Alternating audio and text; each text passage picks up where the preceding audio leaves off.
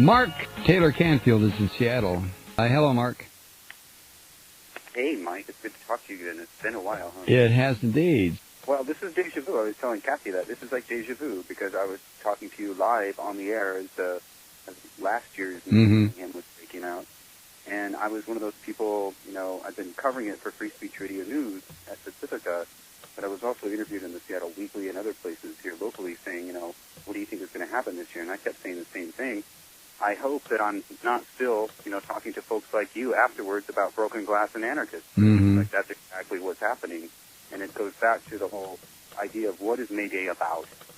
It's about working people. It's about standing up for the working person and workers' rights and immigrants' rights. And what it turns into in Seattle is clashes with police, pepper spray, flashbang grenades, crazy stuff, reporters, getting pepper sprayed, which is not fun, let me tell you. Sometimes reporters really have to go far beyond the call of duty, in order to cover this stuff, because Hannah Scott, who's an ABC News reporter, got pepper sprayed full in the face. Wow. And could not see for about 30 minutes. Really amazing interview she did about that. But, last year we had a federal grand jury, activists placed in solitary confinement, a police chief that resigned, independent review of the police department by the former assistant police chief at LAPD, and an internal report. The controversy continues. Once again this year, another clash, more broken windows, and it just raises the question, why does this happen in Seattle? And all I want to say to people is that this should not be seen as a condemnation of the right of people to peacefully protest, because the vast majority of people on the streets here in Seattle were recruited by labor unions and El Comité, which is an immigrants' rights group.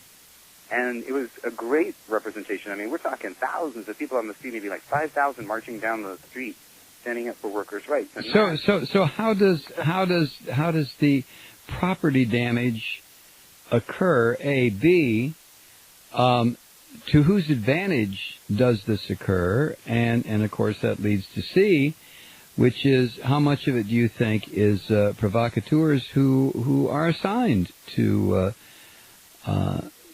cause these flare-ups?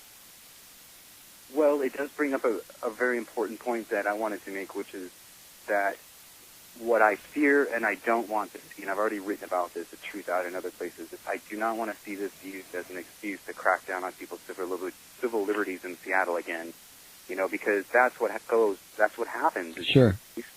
And then the next thing you know, the whole idea of May Day has been thrown out the window, and it's all about emergency powers for the mayor and the police department and blah, blah, blah.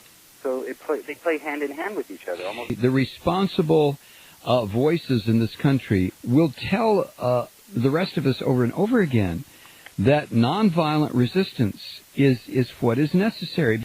I don't care who it is that throws the first Molotov cocktail, or brick, or whatever it is. But once that happens, then it's Katie, bar the door. Here come the cops. Here come the FBI. Here comes the NSA.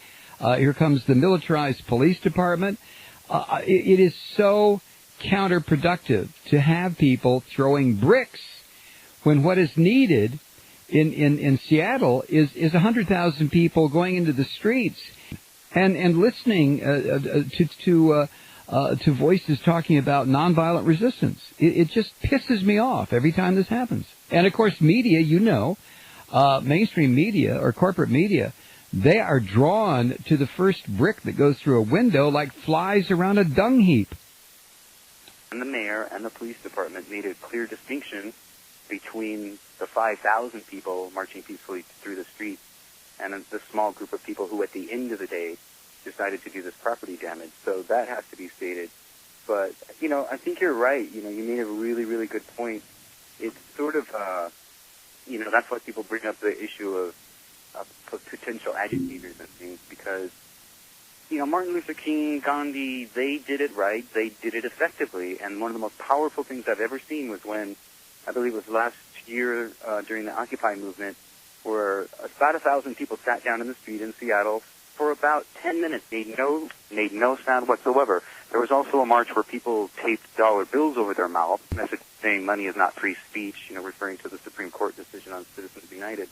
And those were some of the most powerful marches I've ever been to, where people are so quiet that it just creates this sense of power in the air. Well, that's the thing. Some of the most, well, I have to use your word again. Some of the most powerful demonstrations I've ever participated in were either silent marches or a gathering of absolute silence. There is something about a huge, relatively speaking, a huge crowd of people who one would suppose otherwise would be chanting or clapping or stomping or marching down the street, being raucous one way or the other, joyfully or shouting political slogans. All of a sudden you have this enormous mass of people who are not saying a single word. Mark, I have to leave it there. We're just flat out of time.